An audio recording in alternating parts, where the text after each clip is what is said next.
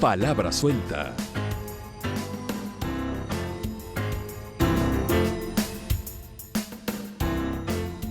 ¿Qué tal? Buenas noches, bienvenidas, bienvenidos. Palabra suelta con usted, como siempre, aquí por la televisión pública de nuestro país. Este día, mire usted, día miércoles 8 de marzo, no es una fecha cualquiera.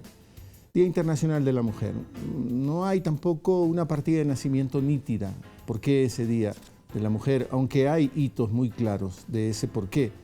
Luchas sociales de mujeres, sobre todo reivindicando los derechos. Y hoy no es un día, por lo menos desde nuestro lado, para lecturas romanticonas, es decir, una rosa, un chocolate, una serenata, un te quiero. No, hoy es un día para reflexionar, un día para concienciar sobre lo que pasa con la mitad, quizá más uno, de toda la humanidad. Por eso está con nosotros Viviana Aído. Viviana Aído es española, de Cádiz, y es, relativamente hace poco, la representante de ONU, Mujeres en nuestro país. Viviana tiene una enorme experiencia por su participación en ONU, Mujeres, desde la ciudad de Nueva York, desde la época de Michelle Bachelet, la presidenta de Chile, que entre su primero y este mandato actual estuvo en Nueva York, presidiendo la oficina de ONU Mujeres, de reciente creación para ese momento. Bienvenida, Viviana. Gracias por aceptar nuestra invitación. Muchas gracias, es un placer, un honor estar aquí. Sé que has debido desbaratar una partecita de tu agenda para estar aquí en vivo. A propósito, estamos en vivo y aparecerán pronto los teléfonos disponibles acá en nuestro estudio en la ciudad de Quito para que usted también participe. Y decíamos, bueno, es que es 8 de marzo, sí quisiéramos tener a Viviana en los estudios de la televisión pública, para que nos ayudes a esa reflexión, a ese trabajo de concienciar con la gente lo que significa el 8 de marzo. Yo decía en esa brevísima introducción que no es para rosas, no es para chocolates, es para pensar. No, sin duda es un día que llama a la reflexión, es un día de conmemoración, también de celebración de los avances alcanzados en los últimos años, en las últimas décadas, pero sobre todo de reivindicación, porque es mucho lo que nos queda por conseguir, es mucho el camino que nos queda por recorrer. Es cierto que en las últimas 2 décadas, por ejemplo, en el Ecuador, la situación de las mujeres ha cambiado mucho y la situación a nivel de formación hay bastante igualdad, las mujeres se han incorporado masivamente a las universidades, su incorporación al mercado laboral también ha sido bastante significativa, pero la realidad es que siguen existiendo brechas, ¿no? Brechas importantes, un 21% en cuanto a la brecha salarial. Esa formación que tienen no se traslada directamente a su incorporación al mercado laboral y desde luego para nada a sus posibilidades de promoción dentro del mismo, solamente tenemos un 9% de mujeres en los directorios de las empresas. Por tanto, queda mucho camino que recorrer y este 8 de marzo concretamente, que Naciones Unidas ha querido dedicar al empoderamiento de las mujeres en el mercado laboral en transformación, es importante recordar que hay que cerrar esa brecha. No solo porque es una cuestión de derechos humanos, porque es una cuestión de justicia social, que desde luego lo es, sino también porque es una cuestión de eficiencia, de mayor productividad, de mayor beneficio, es mejor para nuestras economías. Tenemos estudios recientes que hablan de que si fuéramos capaces de cerrar las brechas entre mujeres y hombres en el mercado laboral, en la región de América Latina y Caribe, el Producto Interior Bruto de la región se podría incrementar en un 14%. O sea, por tanto, también estamos hablando de democracias más participativas, de economías más eficientes. Es una cuestión de justicia, pero también de eficiencia. Necesitamos de ese crecimiento mucho más inclusivo, que cuente con el talento del conjunto de la población. Yo creo que no podemos permitirnos el lujo de prescindir del talento de la mitad de la población, que son las mujeres. Mujeres cada vez más formadas, mujeres que han estado peleando y luchando tanto tiempo y que merecen el espacio que les corresponde. No son una minoría ni un colectivo. De hecho, te preparas para en poquitos días ir a Nueva York. Ahí va a haber otro gran encuentro que es parte del sistema de Naciones Unidas. ¿De qué se trata? Efectivamente, la Comisión del Estatus Jurídico de las Mujeres, en este caso es la 61 sesión, y el tema de debate va a ser precisamente eso, la cuestión del empoderamiento de las mujeres en ese mercado laboral en transformación. Son muchos los temas que van a debatirse. Pero tiene un link, tiene una relación estrecha con, por ejemplo, hablamos mucho de los derechos políticos, civiles de la mujer, hablamos, pero todavía falta mucho construir, pero hablamos menos de los derechos económicos. Efectivamente. Y así se ve cómo se ha incrementado, por ejemplo, la participación de las mujeres en el ámbito político. Por hablar del caso concreto de Ecuador, tenemos una asamblea con una de las participaciones de mujeres más elevadas de la región e incluso del mundo. En el momento en que bajamos un poco al nivel de prefecturías o de municipal, a nivel de juntas parroquiales, esa presencia, ese liderazgo de las mujeres se reduce, y es importante porque son lugares desde los que se cambian las cosas, no solo desde el nivel de participación nacional. Pero en la economía vemos que esa presencia a nivel de directorios, a nivel de consejos de administración es mucho menor. Y es importante que se incorporen, porque está demostrado también que a más mujeres en la toma de decisiones en el ámbito empresarial se consiguen mayores beneficios empresariales, ¿no? O sea, no solo por esa cuestión de justicia. Michelle Bachelet, a la que usted mencionaba antes, tenía una frase que a mí me gusta repetir mucho, decía que cuando una mujer entra en política, lo que cambia es la mujer. Cuando muchas mujeres entran en política, cambia la política, porque se incrementan el número de cuestiones que pasan a formar parte de esa agenda política y que pasan a ser objeto de preocupación y de políticas públicas. Yo creo que esa frase es trasladable al ámbito de la empresa. Y es importante esa frase porque una cambia la mujer, muchas cambian la política, y tenemos muchos ejemplos históricos que entraron una mujer a la política y cambió ella, porque no siempre te garantiza una mujer que va a tener otra impronta a la política. Si son muchas, quizás sí. Margaret Thatcher fue quizás sola y la política siguió teniendo el mismo rostro de casi siempre, ¿no? No, es obvio, porque no hay masa crítica suficiente. Yo creo que es muy importante el hecho de que haya mujeres comprometidas, hombres comprometidos también, que afortunadamente cada vez son más. Este no es un camino que podamos recorrer solas, ¿no? Creo que este tipo de cuestiones deben dejar de ser temas de mujeres, única y exclusivamente, para pasar a ser considerados temas de ciudadanía, temas de democracia, temas que preocupen al conjunto de la sociedad, al conjunto de la política. Pues eso, porque estamos hablando de tener sociedades más inclusivas, más democráticas, tener economías más productivas. Esto afecta a cada una de las parcelas prácticamente de la vida. Cuando hablamos, por ejemplo, de la agenda recientemente aprobada por las Naciones Unidas, la Agenda 2030, de los Objetivos de Desarrollo Sostenible, ninguno de ellos, absolutamente ninguno, podremos alcanzarlo si no se apuesta de una manera real por la igualdad de género. Y debe dejar de ser solo un discurso, solo esa igualdad formal que nos llenamos la boca haciendo discursos bellos y hablando de igualdad de género. Eso prácticamente está asumido como lo políticamente correcto. Tiene que pasar a ser una igualdad real y efectiva. Yo creo que entre lo legal y lo normativo, que lo tenemos, la igualdad consagrada en la Constitución, leyes maravillosas en la región, las mejores leyes de feminicidio, por ejemplo, y son tremendos todavía las cifras que tenemos de mujeres que son asesinadas por el hecho de ser mujeres, algo totalmente intolerable en nuestras sociedades. Son las paradojas brutales con las que tenemos que vivir. Leía hace muy poquito un artículo o una reflexión sobre, por ejemplo, los países nórdicos en Europa. Suecia tiene una ley, leyes que buscan la igualdad de género. Incluso cuando se tienen los hijos, esa ley obliga al hombre a compartir la crianza de ese hijo con su mujer. Y cada vez es más normal, y nadie se escandaliza en la sociedad sueca, ver a un hombre con la criatura de pañales en sus brazos porque su mujer está trabajando y él se ha quedado a cargo de la crianza de los niños. Eso es verdad, hay esa tendencia a igualdad, con prácticas culturales muy concretas, que quizás sea la mejor manera de ir construyendo esa igualdad. Pero la paradoja es que Suecia y en los países nórdicos hay mucha violencia física y sexual contra la mujer. ¿Cómo explicar esa paradoja? Bueno, pero no tanta como en otros países. O sea, las cifras siguen siendo mucho más altas.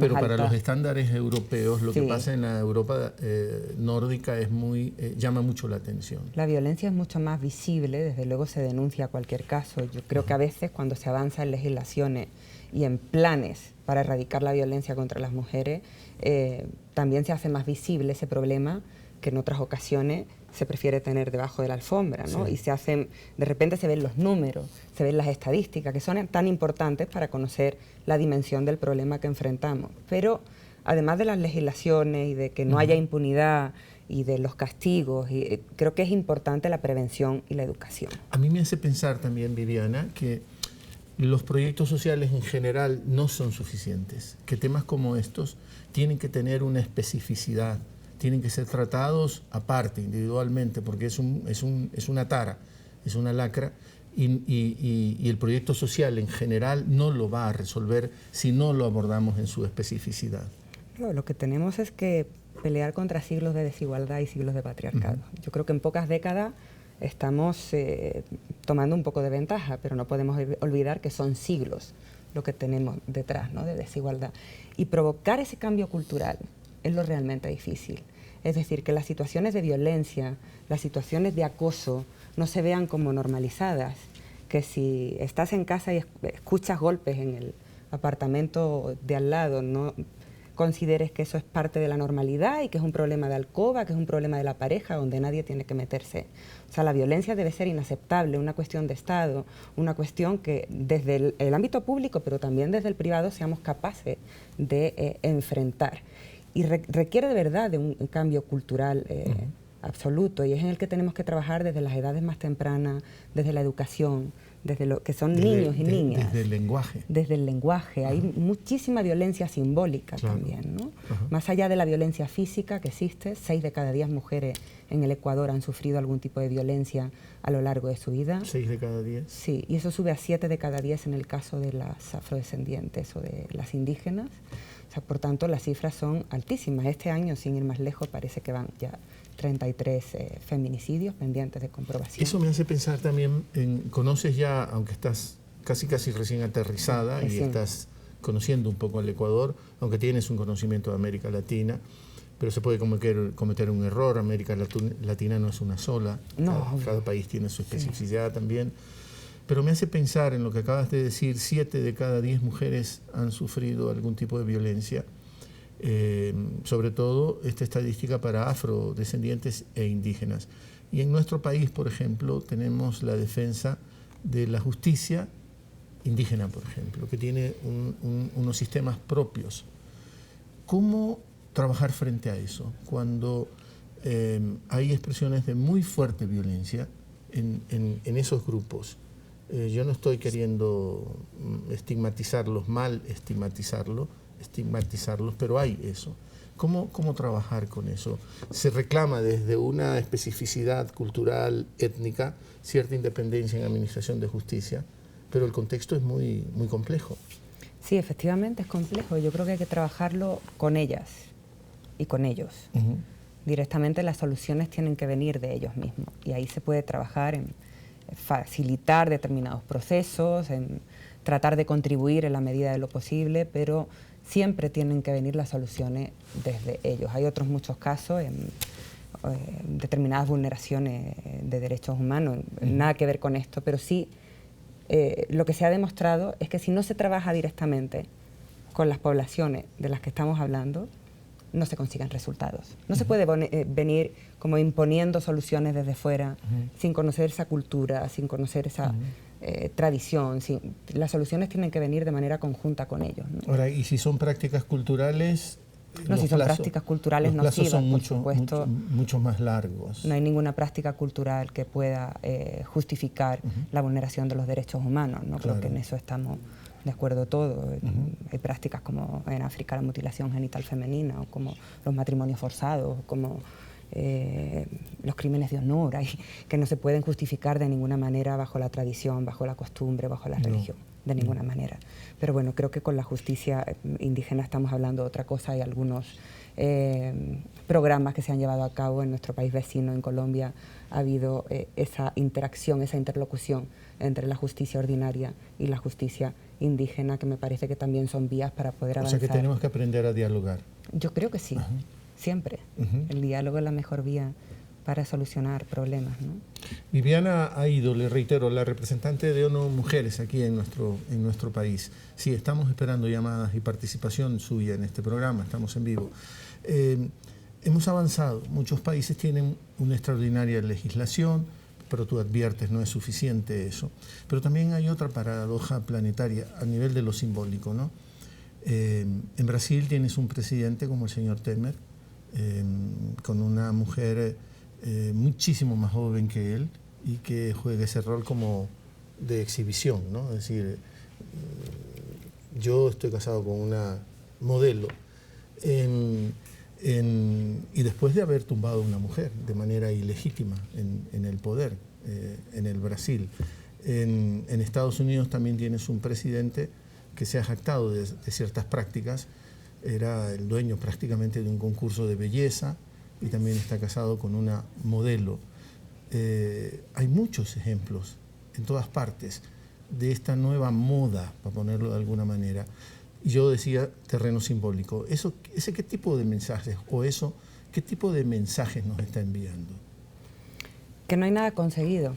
Es decir, que el terreno, aquel que pensamos que ya es sólido y que los avances alcanzados nadie puede revertirlos, no es cierto, ¿no? Creo que tenemos que permanecer alerta, más que nunca. Las personas que creemos en la igualdad tenemos que seguir peleando y no dar por hecho que todo lo que se ha conseguido hasta ahora puede permanecer ahí para siempre.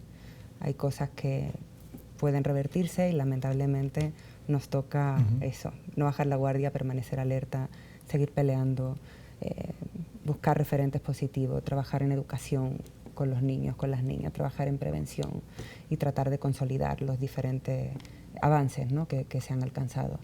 Pero sí, es complejo el tratar de mantener todo lo que se ha conseguido hasta ahora. Y me parece que a veces la igualdad está como un espejismo, ¿no? Parece que ya está todo alcanzado, que no hay que seguir peleando. Y escucha, pero si ya tenéis todo lo mismo que los hombres, pero seguimos teniendo las cifras de las que estamos hablando, 6 de cada 10 mujeres sufren violencia, un 21% de brecha salarial. Sí, o sea, todos esos datos están ahí. Por tanto, eso refleja que la realidad no es tal, que todavía no tenemos esa realidad igualitaria, que lamentablemente pues hay que seguir peleando hasta realmente poder alcanzarla. Y para eso hacen falta medidas, hacen falta recursos económicos, hace falta voluntad política. Si no, simplemente no se avanza o incluso se corre el peligro de retroceder. Y ahí yo creo que esa asociación de las instituciones públicas, pero también la sociedad civil organizada, que han jugado un papel tan relevante históricamente en el avance de los derechos de las mujeres, desde luego también desde el ámbito privado, desde los medios de comunicación, que son quienes informan de las noticias, quienes pueden de alguna manera acabar con estereotipos que están ahí, estereotipos femeninos y también estereotipos masculinos, como masculinidades impuestas, machistas, que hay hombres que no se sienten cómodos dentro de esa camisa que les pusieron desde el primer día casi de manera obligatoria, ¿no? Por eso me parece tan importante la lucha conjunta de mujeres y hombres y que esto deje de verse como algo exclusivamente de mujeres, porque afortunadamente cada vez son más los que se dan cuenta de que también a ellos se les impuso una manera de comportamiento, un estereotipo determinado que tuvieron que cumplir y que les privó en ocasiones de cuestiones relacionadas con la crianza de los hijos, con el poder expresar los sentimientos. O sea, también tuvieron otra serie de limitaciones por tener que ajustarse a un papel determinado, ¿no? Dijiste los medios, y es clave la posición de los medios, ¿no? Porque hablábamos del lenguaje, y el medio tiene que comprometerse a un tratamiento de los temas, incluso noticiosos. Cuando se da una noticia, no se la puede decir de cualquier manera. Hay que tener cuidado en esos aspectos también. Sin duda, efectivamente, me parece que el trabajo con los medios de comunicación es muy importante. El hecho de que informen, por ejemplo, acerca de los casos de violencia de género de una manera adecuada, de que se hable con la terminología exacta, si lo tenemos tipificado como feminicidio, que se hable de feminicidio, que se deje atrás lo del crimen pasional o expresiones similares, que se diga el chico era normal y mira lo que sucedió, la foto con el cuerpo de la víctima, con la sangre. O sea, hay determinadas cuestiones que deben evitarse y eso hay decálogos y manuales que han sido realizados por expertos en comunicación desde una perspectiva de género para tratar de evitar incluso tener un efecto imitación que pueden tener cuando las noticias no se enfocan de la manera adecuada. Lo de culpabilizar a la mujer, que también es muy... Ya lo vamos a ver, porque está circulando una cosa espantosa en redes, justo ahora, 8 de marzo, ¿no?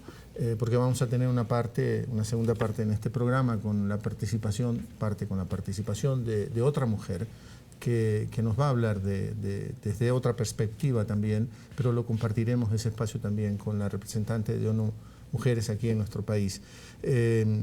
Los medios y la crónica roja, los medios y la cosificación de la mujer como un gran problema. Eso sigue vigente en gran parte de los medios, no solo en el Ecuador, sino en muchas partes de este planeta. No, en el mundo. Sí. Yo creo que realmente... Y ahora tenemos que tener en cuenta también la incorporación de Internet, de las redes sociales, de otros tipos de medios que no están acabando con esos estereotipos, ¿no? Y me preocupa especialmente un tipo de violencia que no está como tan estudiada todavía, contra la que apenas hay legislación, porque es un campo como muy novedoso. Es el bullying que reciben las chicas jóvenes, las adolescentes. Se utilizan sus fotos de Facebook, novios anteriores publican fotografías en determinadas chicas que se están suicidando por ese motivo. El comenzar a estudiar, a tener estadísticas de eso, el que los jóvenes sean educados y sean sensibilizados y entiendan que cuando ponen fotografías en Facebook, por ejemplo, en bikini o en bañador, es lo mismo que si estuvieran empapelando la puerta de su casa y toda la calle de sus vecinos. Es exactamente igual, lo puede ver todo el mundo. Me parece que educarles en el manejo de estas nuevas herramientas para protegerles, porque son tremendamente vulnerables. Yo creo que los adultos también son vulnerables a las redes sociales, pero especialmente la gente joven que nace manejándolas directamente, pero sin ser consciente de las tremendas consecuencias que puede tener un mal uso de las mismas, ¿no? Entonces, no solo los medios tradicionales, sino los nuevos, que creo que están empezando a ser más conscientes y a trabajar un poco más en este ámbito, aunque queda muchísimo por hacer, pero también las redes sociales. Y el uso. ONU Mujeres ha suscrito convenios con algunos medios, entre esos los públicos. ¿Piensas seguir avanzando en eso? Para mí es una de las líneas prioritarias. El trabajo con los medios de comunicación me parece importantísimo. A veces va a ser más difícil si es que hay una línea en donde se explota esto, el sensacionalismo, la crónica roja. Ahí el trabajo va a ser más duro para intentar un convenio con medios que están acostumbrados al uso de ese lenguaje y lo van a tener que cambiar. Sí, yo creo mucho en la capacitación, en la formación y en la sensibilización. No todos... en todos los ámbitos, no solo con los medios de comunicación.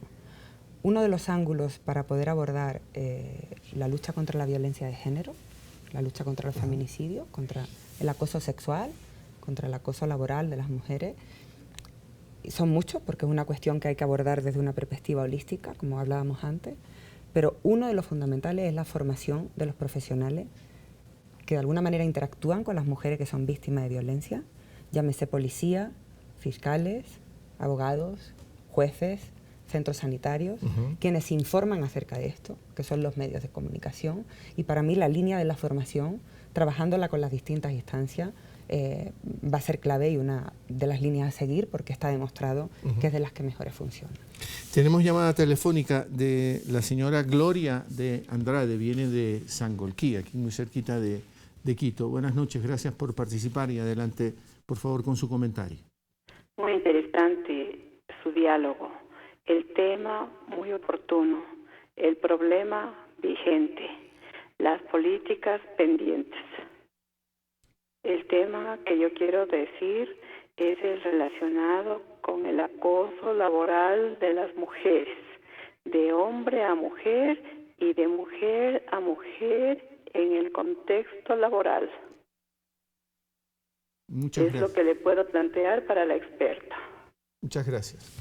¿Qué comentas, Viviana? El acoso laboral va a ser precisamente uno de los temas de mayor análisis en esta reunión que se va a tener en Nueva York, en la Comisión del Estatus Jurídico de las Mujeres.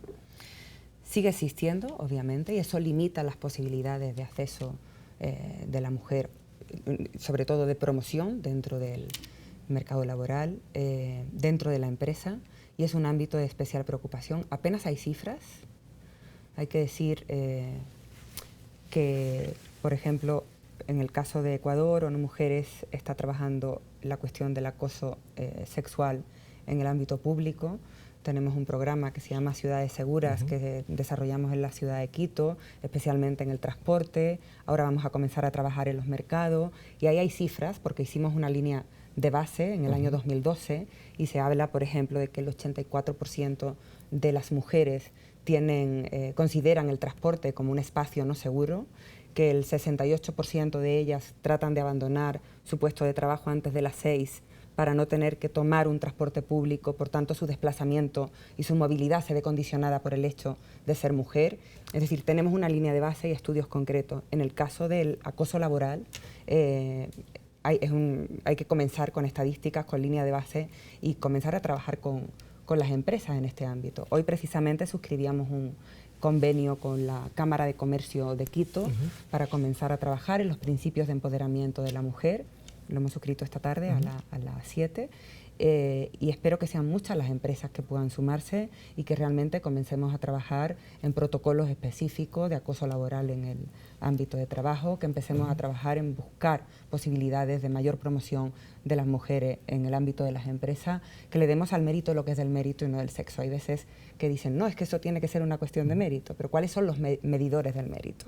Si nos vamos al Ecuador, donde las mujeres están terminando las carreras universitarias con mejores calificaciones, incluso en algunos casos que los hombres, ¿por qué luego encuentran tantas dificultades de acceso, tantos obstáculos?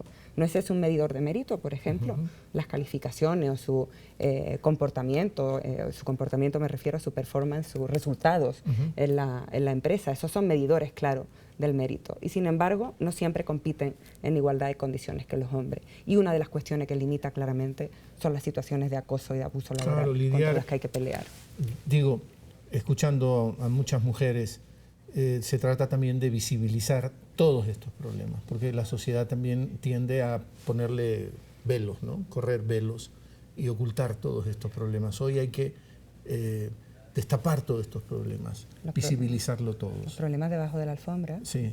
para no tener que enfrentarlos, pero están ahí y son una realidad. Es como las políticas de conciliación, que siguen recayendo mayoritariamente sobre las mujeres, ¿no? Y de alguna manera se consolida el que la mujer tiene que estar en el espacio de cuidado. Las mujeres, mira, en Ecuador, el trabajo no remunerado de las mujeres representa un 15% del Producto Interior Bruto. Es verdad que se ha avanzado mucho. El no remunerado. Se ha avanzado mucho en el trabajo doméstico remunerado. ¿Cómo subsidian las mujeres a toda la economía, no? Imagine. Realmente todo el cuidado de hijos, o sea, mayoritariamente son las mujeres quienes ejercen las labores de cuidado. Eso les limita su tiempo de ocio, el tiempo que dedican a su formación, sus posibilidades, no solo de acceder al mercado laboral, sino de ascender dentro del mismo. El hecho de que yo creo que habría medidas del tipo como que las licencias maternales fueran igual que las licencias por paternidad. Iguales en tiempo, ambas obligatorias. Eso haría que el empresario o la empresaria a la hora de contratar no se planteara mujer, joven. Yo recuerdo cuando tenía 22, 23 años y en una de las primeras empresas que me entrevistaron me preguntaron si tenía pareja, si tenía intención de tener hijos, y es siempre pensando en el hecho de esta chica se nos va a ir de baja maternal los 4 meses que hay en el caso de España, va a dejar este agujero en la empresa, ¿quién me lo va a cubrir? ¿Cómo? O sea, el hecho de que esa pregunta se la hicieran igualmente en el caso de un hombre que en el de una mujer, ya creo que eso solucionaría parte del problema, o al menos sería muy simbólico. Que las políticas de conciliación sean tanto para mujeres como para hombres. Que la conciliación no sea un problema de las mujeres. Es un tema de corresponsabilidad y todos tenemos que compartir la parte de espacio público y también la parte de espacio privado. Más llamadas telefónicas y ahora viene de Durán, eso es en Guayas, ahora muy cerquita de Guayaquil. Gladys Robles, buenas noches, gracias por participar y adelante con su inquietud. Sí, buenas noches. Buenas. Como mujer participo de la vida de mujeres. Gladys, ¿le puedo pedir un favor? Porque hay un retorno muy fuerte que no nos deja escuchar bien. Si le puede bajar ahí el volumen a su televisión para que no haya ese retorno tan fuerte que no nos permite escuchar bien. Perdone la interrupción. Ahora sí, la escuchamos. ¿Está ahí? Decía que participo de la vida de mujeres que vivimos en estratos sociales donde la violencia contra la mujer no solo es de género, sino también social y cultural. Mi pregunta, ¿qué hace ONU Mujeres? ¿Qué incidencia tiene en estos estratos sociales? ¿Y cómo articular acciones conjuntas que ayuden a superar de alguna manera el dolor, el sufrimiento de tantas mujeres? Gracias a usted, Viviana. Bueno, el trabajo con violencia es parte del mandato de ONU Mujeres y desde luego una de las principales preocupaciones. Mantenemos un trabajo sistemático con gobiernos y con parlamentos para la aprobación de legislaciones que nos ayuden a enfrentar un problema como este de una manera integral. Trabajamos en educación, trabajamos en formación de profesionales, utilizamos el uso de las nuevas tecnologías para poder cubrir algunos de los, como el apoyo a la teleasistencia, el apoyo a los teléfonos de asistencia permanente, de atención psicológica, social y legal, y desde luego siempre tenemos un especial énfasis en aquellas poblaciones que puedan ser más vulnerables. Son mujeres de estratos sociales más difíciles, mujeres con discapacidad, mujeres indígenas, mujeres afrodescendientes. Tratamos de cubrir de una manera amplia todas aquellas mujeres que pueden estar sufriendo una doble discriminación o mayores situaciones de violencia, según nos ofrecen las estadísticas, como comentábamos anteriormente, es el caso en el Ecuador de las mujeres indígenas o las mujeres afro, ¿no? Sin duda, eso tiene un foco de especial atención. Colaboramos también con toda la parte de atención, con todas las redes de casa de acogida. Hoy mismo acompañábamos al Ministerio de Justicia, que firmaba un convenio con las casas de acogida y con los centros de atención para todo el Ecuador, porque nos parece imprescindible toda esa parte de atención a las mujeres que están siendo víctimas de violencia. Nos preocupa otra parcela. Decía una de las gerentes de una de estas casas de acogida que el 90% de las mujeres que van a estas casas de acogida vuelven con sus maltratadores. Entendemos entonces que hay que trabajar también de una manera muchísimo más intensa en empoderamiento económico de las mujeres, en que tengan la posibilidad real de romper con el círculo de violencia, puedan trabajar, arrendar una casa, puedan tener las posibilidades de emprender una vida propia sin tener que volver a casa de su verdugo, ¿no? La persona que realmente la está maltratando. Son muchos los ángulos, como decíamos, que se deben abordar a la hora de... Ahora, en esa intimidad hay también como un forcejeo, ¿no? Unas relaciones de poder que determinan la violencia también. No, sin duda. La desigualdad, el patriarcado, el machismo es la causa, es la raíz de la violencia que se ejerce sobre las mujeres. Sin duda es esa relación de poder la que está ahí, por eso es lo que hay que modificar. Hay que ir a la raíz, hay que ir a cambiar la cultura en la que hemos crecido, todos de una manera o de otra. Tú misma, en cierta medida, y perdóname compartir ese dato con la audiencia, estás relativamente recién llegada, tú misma fuiste víctima, de una cierta violencia social, porque fuiste ministra muy jovencita, creo que 31 años, ministra de este Ministerio de la Igualdad, era una novedad, gobierno de Rodríguez Zapatero, del PSOE en España, y sufriste una suerte como de acoso, ¿no? Mediático, político, muy joven. ¿Y qué es esto? ¿De qué nos va a hablar? Esto lo viviste tú en tu mismo pellejo, digamos. Bueno, podríamos decir, sí, me tocó una responsabilidad de poner en marcha un ministerio de nueva creación, efectivamente muy joven, y que tenía como temática, o sea, la agenda de ese ministerio era avanzar en la ampliación de los derechos de las mujeres, con un compromiso político, con una voluntad política muy elevada. Y yo creo que las resistencias se hacen más fuertes a medida que se ven los avances, o a medida que se percibe que puede haber avances. Y efectivamente los ataques comenzaron desde el primer momento.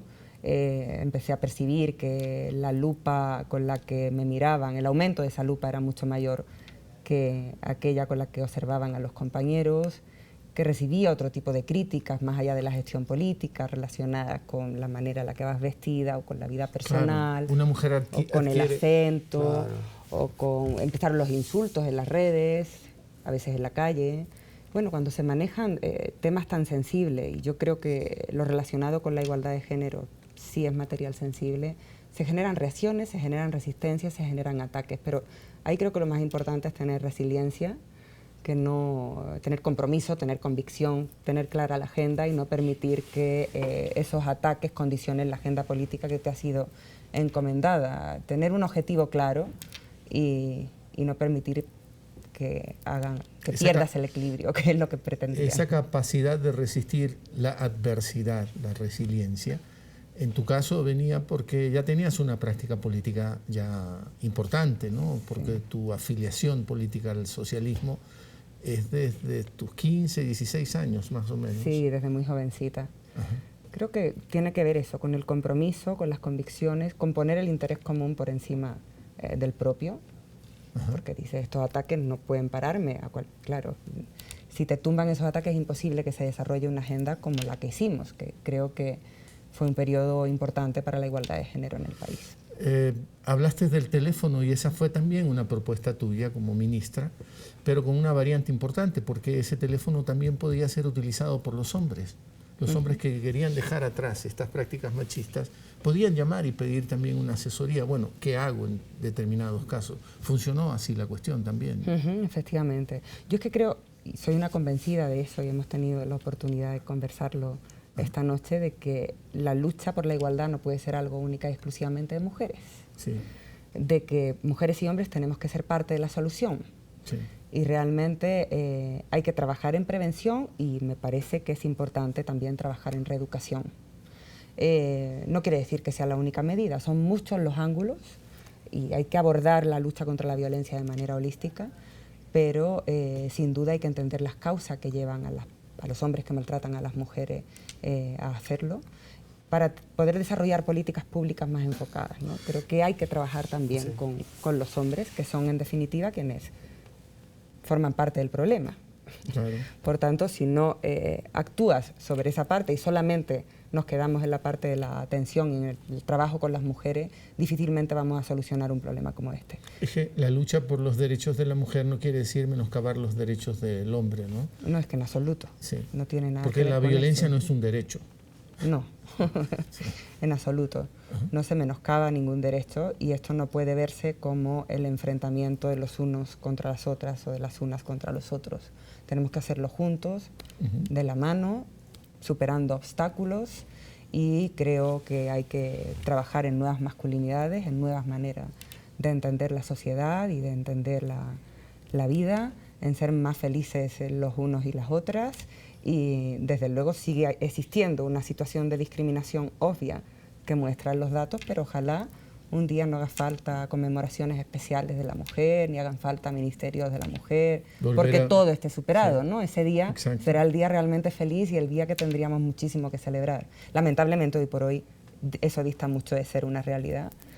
Ahora con la revisión de la plataforma de acción de Beijing veíamos que no se ha cumplido realmente ninguno de los compromisos completamente de ninguna de las áreas de la plataforma de acción. ¿Y cuál ha sido culminada completamente? En tu experiencia, esta vasta experiencia, ONU Mujeres, ministra de Estado en España, ¿cuál es el principal miedo de nosotros los hombres frente a este tema? Bueno, Eduardo Galeano decía algo muy bonito. Decía que el hombre tiene miedo a la mujer sin miedo. Quizá eso de forma poética explique en buena medida cuáles son parte de los miedos, ¿no? Miedo a perder el poder, miedo a perder los espacios, miedo a compartir quizás. Yo recuerdo un compañero en esa etapa, previa a esa etapa, antes de la ley de igualdad que incorporaba la paridad en las listas electorales, y había un compañero de partido que no estaba de acuerdo con eso, ¿no? Y yo no lo entendía. Usted, que es tan progresista, ¿por qué no está defendiendo esta medida que claramente es positiva para la política, para que se incorporen más temas a la agenda política, el garantizar una mayor participación de las mujeres? Y él me dijo, cada vez que una de ustedes entra, tenemos que salir uno de nosotros. Eso fue como muy gráfico, es anecdótico, pero sí me pareció muy gráfico de ese pensamiento, ¿no? El miedo es a perder el espacio. Y el espacio no se pierde, simplemente se comparte, ¿no? Has dicho, también los hombres han sido en cierta manera perdedores frente a este problema, ¿no? Y decías, por ejemplo, creo yo que a los hombres nos violentan la ternura, por ejemplo, ¿no? Es decir, si un hombre es demasiado tierno, te vuelves automáticamente sospechoso, ¿no? Y entonces tenemos así como una incapacidad para expresar esa ternura. Sí, yo creo que hay masculinidades impuestas que, o sea, esa educación nos afecta igualmente a hombres y a mujeres. Y los estereotipos están ahí también para ustedes, también para los hombres, ¿no? Tenéis que comportaros de determinada manera porque es la manera en la que el resto de la sociedad espera que ustedes se comporten. Y en algunos casos, por eso es tan importante la participación de los hombres en la lucha contra la violencia. Porque un hombre que se llame hombre no puede aceptar o normalizar tener un amigo maltratador, por ejemplo. No puede ser que aplaudan ese tipo de actitudes. El hombre que maltrata a una mujer deja de ser un hombre y eso es lo que le tienen que recordar también sus compañeros hombres, sus amigos hombres, ¿no? Me parece que es importante que os incorporéis en esto porque no es una cuestión de más sombría el hecho del maltrato, yo diría que bastante menos, pero el modificar ese estereotipo en gran parte está en vuestras acciones y en vuestro comportamiento diario. Y quizá lo más difícil va a ser trabajar con esas expresiones machistas más sutiles, ¿no? Las hay, los micromachismos. Sí. Que decía, ¿Cómo defines micromachismos? Micromachismos decía un colaborador mío de la etapa del ministerio, Miguel Lorente, y hablaba de esas pequeñas cosas del lenguaje, de esa crítica pequeña, eso acerca de cómo va vestida o cómo... Sí. La crítica de la mujer en política es completamente distinta a la del hombre y eso se ve en todos los países del mundo. Sí, para preparar un poco la segunda parte de esta misma entrega, estás, decíamos, casi recién llegada acá al Ecuador, un mes, y en ese mes has debido viajar a otros encuentros fuera en la misma región. Pero, ¿cómo te ha ido con el piropo en las calles ecuatorianas, en las calles quiteñas, que es la ciudad donde, lo que llamamos piropo y que en muchos aspectos, en el fondo, esconde ese micromachismo, ese micro, algunos ya ni siquiera velado, sino un descarado acoso contra las mujeres? ¿Cómo te ha ido caminando por las calles? No he tenido muy mala experiencia, tengo que decir. Ya. Pero he caminado poco por las calles de Quito. No, yo creo que bueno, el piropo, claro, puede formar parte del acoso, sin duda, en función de lo soez, lo grosero que pueda ser. O sea, en mi tierra, en Cádiz, piropean con gracia, ¿no? Decir, ay, qué bonita vas, son cosas como bastante, no tienen por qué resultar ofensivas. O sea, acoso es lo que la mujer sienta y perciba como acoso. Si no se siente segura, si se siente agredida, puede ser el piropo más bonito, pero si en su percepción eso ha sido un insulto, o eso ha sido soez, o ha sido grosero, por supuesto que tenemos que considerarlo una forma de acoso. ¿Y no sería deseable que salgas a la calle y puedas caminar libremente sin que nadie... Por supuesto, claro. Sin que nadie... Sin duda. Aunque sea muy lindo el piropo. Sin duda. De alguna manera, depende del día, es cierto, pero puede resultar perturbador, ¿no? No, por supuesto que sí. Yo creo que es bastante incómodo el no poder caminar libremente por la calle y hay muchos estudios en ese sentido que establecen lo mismo. Acá, como fenómeno de la ciudad, no se te ocurra pasar debajo de una construcción. Eso igual, eso es exactamente igual en España. En España es exactamente igual. Exactamente igual. Es el peor momento, ¿no? Son las peores agresiones verbales. Los peores espacios, sí. Y está demostrado, de hecho, en este programa del que hablábamos antes, Ciudades Seguras, precisamente se analiza esto también como una forma de acoso. Y las mujeres, y ahora tendremos la oportunidad de conversarlo con la invitada que viene a continuación. Anaís Córdoba Páez, fotógrafa, ecóloga, que forma parte de unas plataformas. Entre las cosas que han hecho está Mi Primer Acoso, ¿no? Mi Primer Acoso. Vamos a Me conversar parece con interesante ella, porque efectivamente visibiliza, ¿no? Y pone el foco sobre aquello que puede ser considerado acoso que probablemente haya gente que puede ser que no lo considere como tal, Sí. ¿no? Es importante. Eres de Cádiz, ya lo hemos dicho, y yo decía casi africana. Casi africana. Está muy pegadito al África, pero me he dado cuenta en esta conversación que se tutea menos en Cádiz, usas más el usted. Puede ser, yo soy más de la generación del tuteo que del usteo, pero Ya. mucho tiempo trabajando quizá con la región y aquí se ustea más que se tutea, ¿no? No, depende de la Usted. parte del Ecuador, ¿no? En la Colombia, costa por quizás ejemplo, se que he tutea estado un más. tiempo, se habla más de usted. Ajá. Sí, y quizás, pues bueno, siempre me gusta tomar vocablos de los lugares a los que voy. Sí, y Aquí estoy intentando aprender un poco ecuatoriano. Me han dicho arrarray, achachay. depende de la región también. ¿no? Okay. Eso es más de la sierra, ¿no? Ok, estoy intentando aprender algunas de las expresiones. Me encanta incorporarlas. El español es tan rico y tan bonito poder incorporar cosas de los distintos lugares. Sí. Pero no siempre lo que vas a encontrar son precisamente palabras en español, ¿no?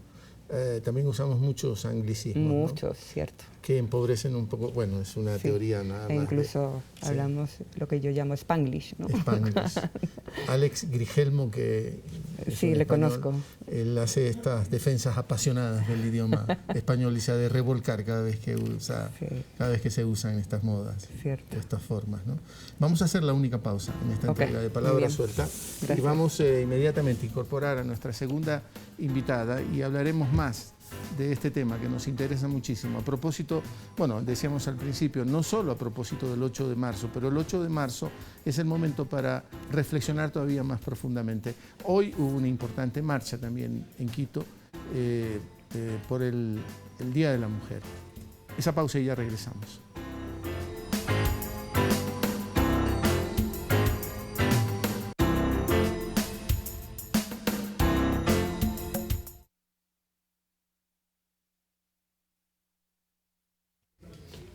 Hola, querida. Hola, ¿cómo estás? ¿Dónde me pongo?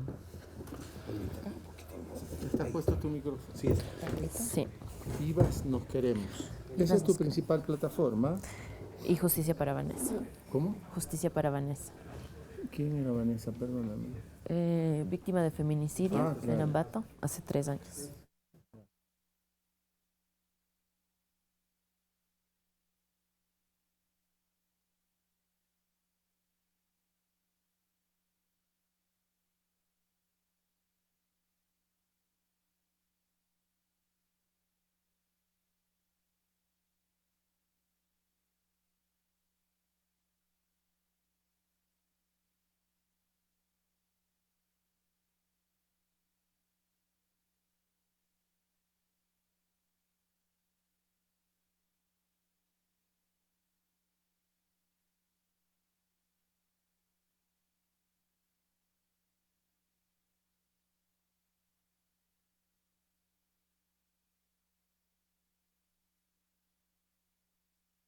Sábado, 20:30.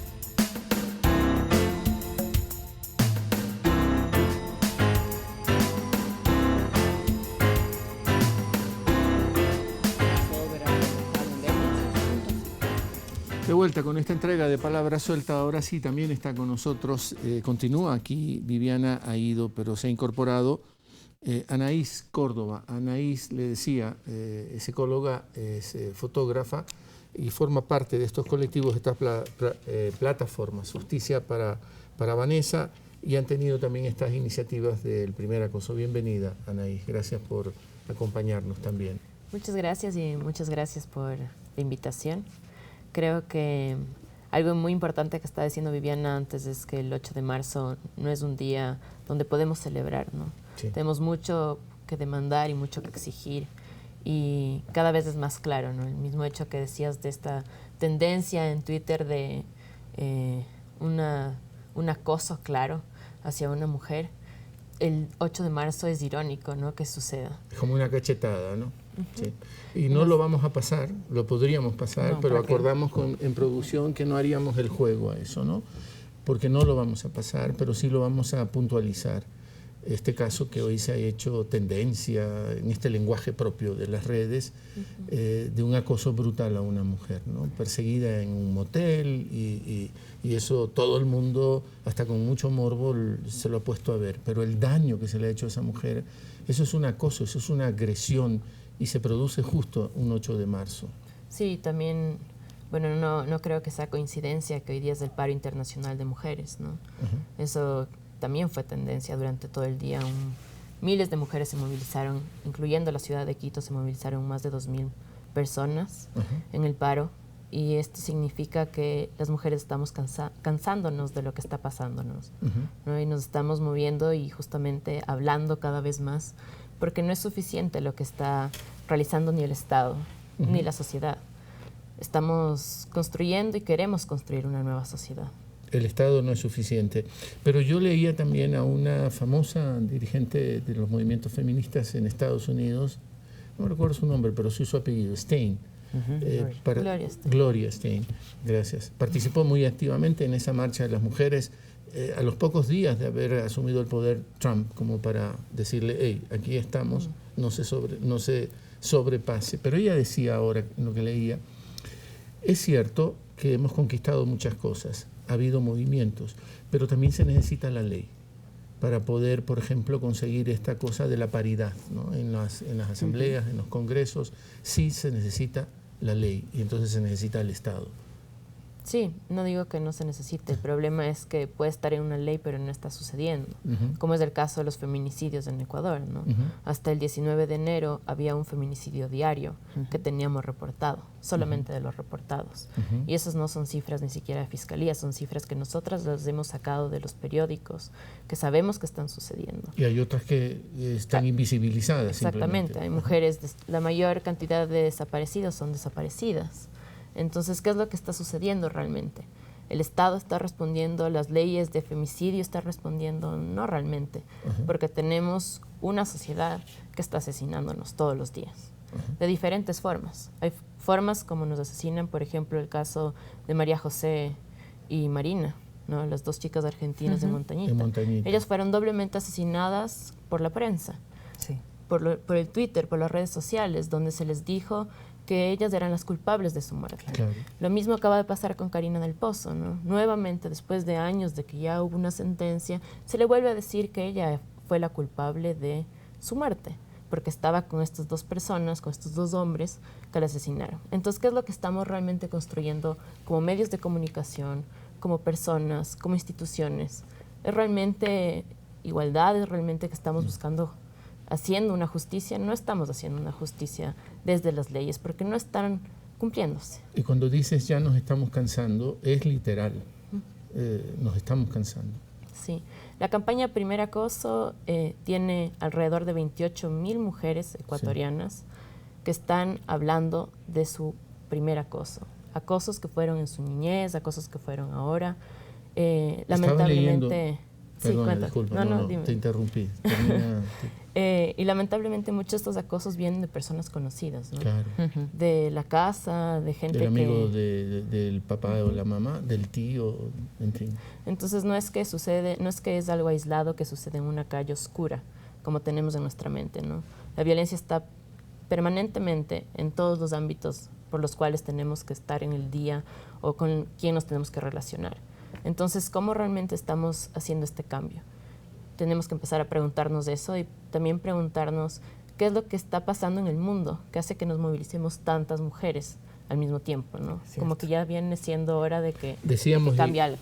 Y lo escuchaste, Anaís, decíamos, yo le planteaba a Viviana, es que hay muchos líderes, entre comillas, en el mundo actual que niegan los avances del tema frente a la violencia contra la mujer, porque exhiben a estos modelos, no quiero ser peyorativo, pero las exhiben como, yo no sé, eso, exhibicionismo, ¿no?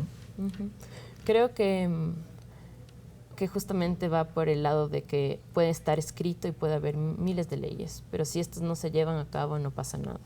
Y lamentablemente el Ecuador no es una excepción al respecto. Falta mucho en este país por conseguir equidad y falta mucho porque nos siguen asesinando y eso es lo que se está demostrando día a día, ¿no?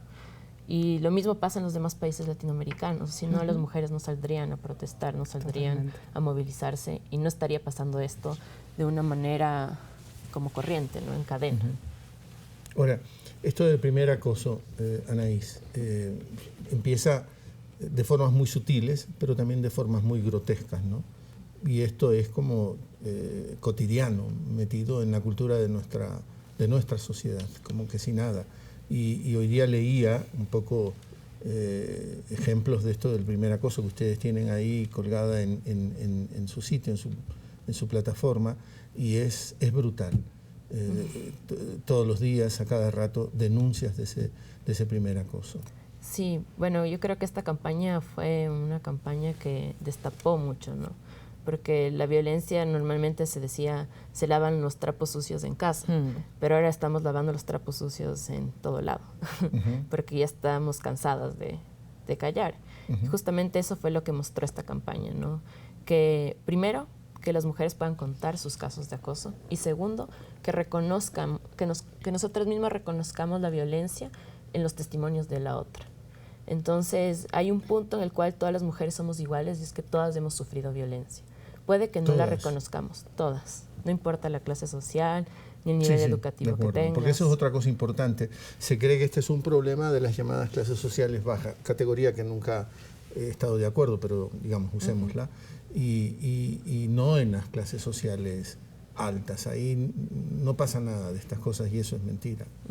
Y justamente el reconocer la violencia en los testimonios de amigas que tú de repente leíste y dices, no sabía que te pasó esto.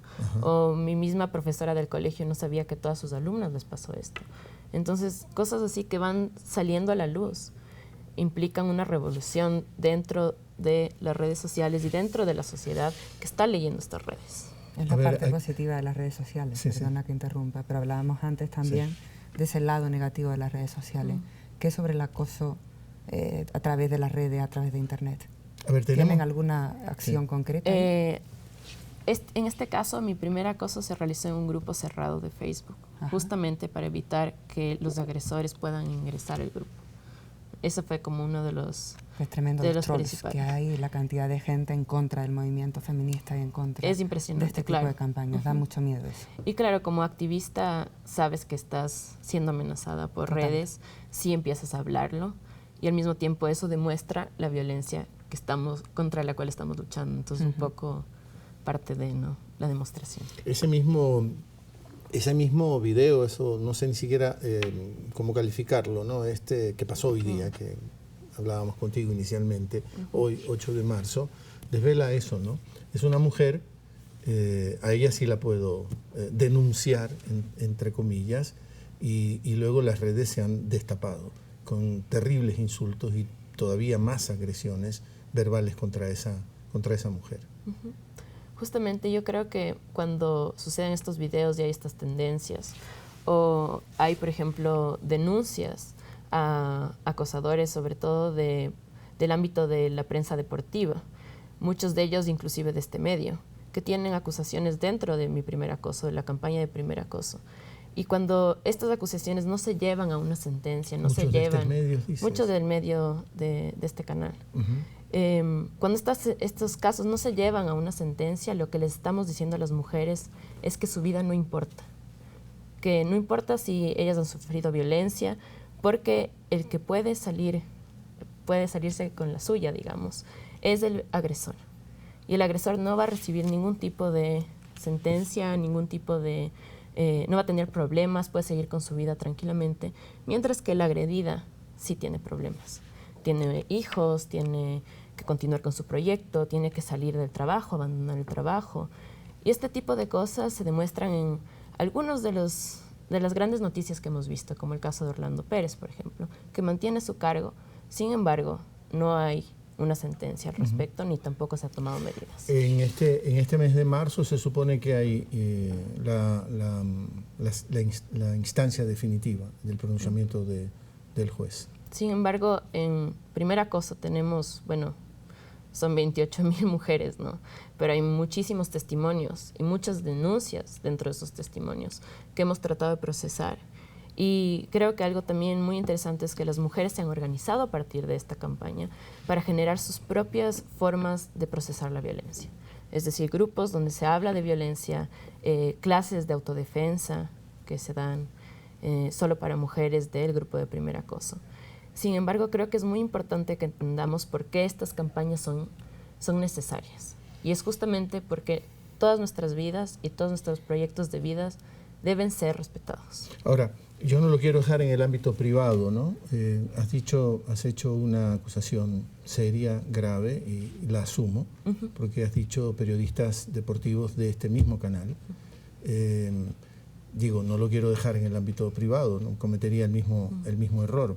Pero, ¿presentaste alguna denuncia en este canal con respecto a eso? En este caso no, porque las mujeres son las que tienen que presentarlo. Yeah. Las agredidas son. El medio y la campaña de primer acoso lo que hizo fue movilizar y juntarlas, porque se dieron cuenta de que no era un caso aislado, sino que eran más de uno. Y eso lleva a preguntarse que no es solamente lo que está pasando en este canal, ¿no? Lo que está pasando en otras instituciones también del Estado, lo que está pasando con muchas personas que trabajan, hombres que trabajan en el ámbito público, que trabajan supuestamente por los derechos que son públicos y que sin embargo son agresores en lo privado. De acuerdo. Pero no quisiera tampoco que quede como ámbito solo en el área de los funcionarios públicos, ¿no? Como que no pasa solo ahí. Y yo sí quisiera que de alguna manera se conozca, el canal lo conozca, una denuncia concreta, no quiero decir con pruebas fehacientes, pero sí una denuncia concreta, porque no podemos quedarnos indiferentes ante una cuestión como lo que tú planteas. Y creo que es muy importante esa actitud, ¿no? Justamente de decir como hombre, yo no quiero que queden los agresores, que son colegas, ¿no es cierto?, sin recibir una acusación. Pero creo no porque yo soy el justiciero, no quiero decir eso tampoco, sino porque tampoco quieres alcahuetear cosas así, ¿no? Pero es que justamente ahí es donde empezamos a generar una sociedad distinta, ¿no? Cuando dejamos de alcahuetear, por ejemplo, un chiste machista dentro de una fiesta, o cuando le damos el pare a alguien que sabemos que está agrediendo, puede ser vecino, amigo, o que hace un comentario morboso sobre alguien, o que vemos una publicidad sexista. O sea, todo eso es parte de construir una nueva sociedad donde estamos incluidas. Y dentro de eso, este tipo de, digamos, sacar a la luz este tipo de agresiones son muy importantes, justamente entre hombres también, ¿no? María Teresa Córdoba, nueva llamada telefónica, si me dice la producción de dónde viene, desde Guayaquil. Buenas noches, gracias por su paciencia también y adelante por favor con su inquietud. Gracias también. No solo quisiera hacer un comentario en dos partes y de pronto ustedes quieran ampliarlo. Generalmente cuando se habla de la violencia contra la mujer, que es una cosa seria y que realmente existe, la tendencia es a considerar al varón como el enemigo, como el responsable directo de la violencia. Sin embargo, el responsable directo, el causante de todo es la sociedad. Yo creo que es importante, a mí me parece que es muy importante sostener e insistir en eso, que es el capitalismo que requiere un escenario de violencia para poder mantenerse y manipular. Y obviamente, siendo las mujeres una fuerza de trabajo recién reconocida, tuvieron que someternos a nosotros y utilizaron al varón para eso. Y dos, y con esto concluyo, ¿no les parece que el machismo se genera en la casa y nosotras, las mujeres, deberíamos reconocer que somos las que en la mayoría de los casos construimos o desarrollamos varones machistas? Creo que al respecto habría que hablar mucho y trabajar bastante. Gracias y buenas noches. Buenas noches. ¿Tienes algún comentario a esto, Viviana? Bueno, lo conversábamos antes, ¿no? Obviamente. El capitalismo, digo, como fuente también del problema, porque todo lo hace mercancía, ¿no? El sistema en general es responsable de permanecer indiferente. Sí. la sociedad en su conjunto, los hombres, las otras mujeres, el quedarte callado si ves un acoso en el metro, en el autobús, y quedarte de brazos cruzados e indiferente, como si fuera natural esas situaciones de violencia y de acoso, el reírte ante los chistes machistas, Sí. es decir, hay muchísimos elementos que hacen que esto sea algo natural, la violencia que se ejerce sobre las mujeres, y es algo contra lo que tenemos que pelear. Y con respecto a la segunda cuestión que planteaba ella, obviamente las mujeres no estamos exentas de la cultura patriarcal ni del machismo. Sí, porque también en política... todas y todos tenemos que reeducarnos y construir una sociedad. Ya lo decíamos, diferente. No basta con que sea una mujer la candidata a presidencia de la República, no basta que sea una mujer la candidata para la Asamblea. Hay que ver qué calidad nos va a llevar, qué calidad de política nos está proponiendo en general. Y eso, como que no somos muy dados tampoco a analizarlo, ¿no? Hay un compromiso tuyo, Anaís, que quiero remarcarlo, ¿no? El hacernos llegar una denuncia concreta sobre esto que has dicho, de acoso de compañeros de este medio público, sobre todo del área deportiva, creo que dijiste, Sí, de ¿no? la prensa deportiva. De la prensa deportiva. Te quiero comprometer a que eso lo hagas llegar, porque por primera vez que escucho eso, y lo digo con toda franqueza, y no me hago el tonto ni el hipócrita, ¿no? Es un dato certero y sí quisiera conocerlo, ¿no? De primera mano. Creo que es importante que venga de parte de justamente las víctimas, ¿no? Y en este caso, primer acoso ha sido una herramienta de las mujeres para movilizar, para reconocer la violencia. Entonces, yo creo que hablar con las víctimas, pero si ellas deciden no realizar la acusación, también va a ser respetado. ¿Y por qué decidir no realizar la acusación? ¿Qué puede pasar? ¿Ahí hay un miedo, un temor? ¿Qué es lo que ha pasado en los casos de feminicidio, no? Muchas mujeres se mueren con la boleta de auxilio en la mano. Sí.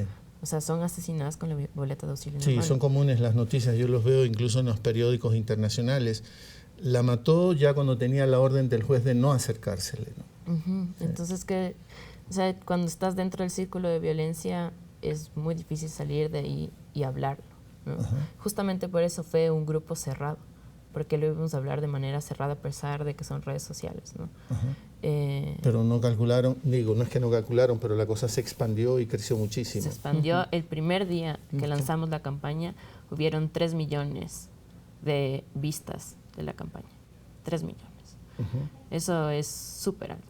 Y eso también invitaba como a decir, bueno, ¿y por qué no lo voy a contar? ¿Por qué no contar yo mi historia también? Si otras lo están haciendo. Sí, además era reconocer la violencia, ¿no? Sí. Y además mostrar que algo anda mal, porque si 28,000 mujeres están organizándose y hablando de violencia, quiere decir que hay un montón más que no lo están sacando a la luz. A ti como una mujer, Viviana, ¿qué te parecen estas campañas como Mi Primer Acoso? Me parecen importantísimas. Yo creo que contribuyen a visibilizar un tipo de violencia que se está dando en nuestra sociedad, contribuyen a cambiar estereotipos, a concienciar, a que las mujeres se den cuenta que no están solas en esto, ¿no? Que me parece que es una de las sensaciones que más bloquea a la hora de dar un paso hacia la acción. El sabernos acompañada es muy importante, así que muchas gracias por el trabajo que hacen. Gracias. Y a ustedes, muchas gracias por haber venido aquí en esta entrega de Palabra Suelta. Suerte en tu trabajo, Viviana. Gracias. Muchas gracias, Anaís. Nos has dado un palazo, pero lo tenemos que saber asimilar y si nos lo merecemos, merecido está. Pero haremos algo, tendremos que trabajar también sobre ese tema, ¿no? Creo que es muy importante el compromiso desde la prensa, ¿no? Sí. Justamente para no reproducir el mismo sexismo que estamos tratando de evitar. Sí. Nos habíamos comprometido formalmente a cuidar nuestro lenguaje. Ahora vamos a tener que cuidar nuestros comportamientos, nuestras conductas, ¿no? Bienvenido el palazo, Anaís. Gracias. Te agradezco también a ti tu presencia y a usted, como siempre. Al final le agradecemos su compañía. Pásela bien.